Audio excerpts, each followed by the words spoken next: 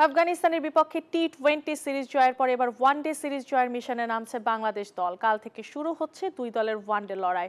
আবুধাবিতে প্রথম ম্যাচ শুরু হবে বুধবার সন্ধ্যা 6টায়।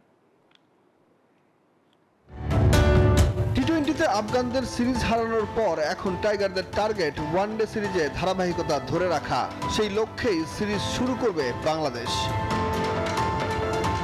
দুই সিরিজের বিরতিতে ওয়ানডে দলের সদস্যদের নিয়ে অনুশীলনে ঘাম ঝরিয়েছে বাংলাদেশ।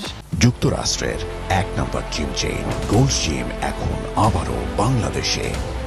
বসুন্ধরা আবাসিক এলাকা ও বসুন্ধরা সিটি শপিং মলে মেহেদী হাসান মিরাজের নেতৃত্বে এবার ওয়ানডেতেও আফগানদের কুপকাত করতে চায় সিমন্সের দল।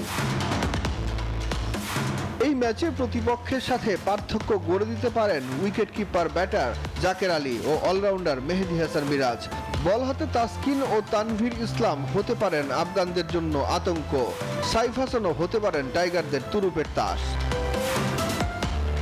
দুই দলের মুখোমুখি 5 দেখায় 3টিতেই জিতেছে বাংলাদেশ। দুই ম্যাচ জেতা আফগানরাও ছেড়ে কথা বলবে না তা এক প্রকার নিশ্চিত। সুখন সরকার, নিউজ 24।